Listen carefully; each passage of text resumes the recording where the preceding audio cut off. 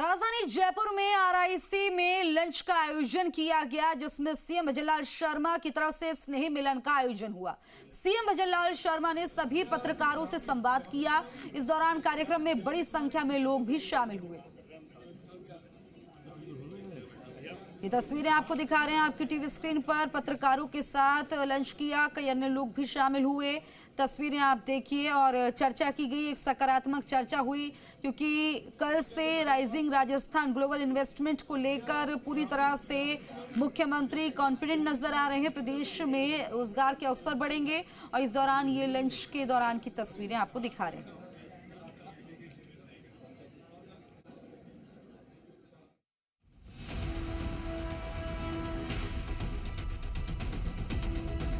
Rising Rajasthan कार्यक्रम की शुरुआत मुख्यमंत्री भजनलाल शर्मा के स्वागत भाषण से होगी। राज्य के विकास के लिए किए जा रहे कामों, राज्य सरकार का एजेंडा और अगले 5 वर्षों में राज्य की अर्थव्यवस्था को दोगुना करके 350 बिलियन अमेरिकी डॉलर तक पहुंचाने के लक्ष्य के बारे में मुख्यमंत्री चर्चा कर सकते हैं।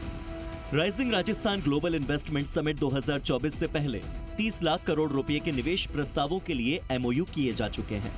उद्घाटन सत्र में उद्योग जगत की चर्चित हस्तियां शामिल होंगी।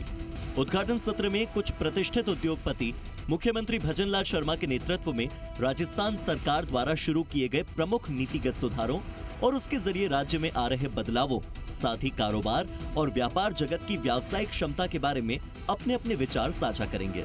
इसके अलावा इस इन्वेस्टमेंट समिट में 32 देशों के प्रतिनिधि शामिल हो रहे हैं, जिनमें 17 देशों की भागीदारी पार्टनर कंट्री के तौर पर होने जा रही है। इन 3 दिनों में इन्वेस्टमेंट समिट के दौरान प्रतिभागी देशों और राजस्थान के बीच सहयोग और साझेदारी को बढ़ावा देने के लिए 8 देशों के साथ कंट्री सेशंस और राउंड टेबल का आयोजन किया जा रहा है। राइजिंग राजस्थान में कौन कौन से प्रतिभागी देश हैं, ये अब आपको बताते हैं। 17 देश इन्वेस्टमेंट समिट के पार्टनर कंट्री हैं, जिनमें Denmark, Japan, South Korea, Singapore, Switzerland, Malaysia, Spain, Cuba, Venezuela, Morocco, Argentina, Brazil, Costa Rica, Nepal, Oman, Poland और थाईलैंड शामिल हैं। अन्य देशों में United States of America, United Kingdom, Germany, Australia, Indonesia, Egypt, Finland, Russia, Seychelles, चैक, Ecuador, Ghana, Iraq, Madagascar, Paraguay और Zimbabwe शामिल हैं। इस 3 दिवसीय इन्वेस्टमेंट समिट के मुख्य आकर्षण में उद्घाटन और कंट्री सेशंस के अलावा प्रवासी राजस्थानी कॉन्क्लेव, MSME कॉन्क्लेव और 12 क्षेत्रों के लिए दी मैट्रिक सेशन शामिल हैं।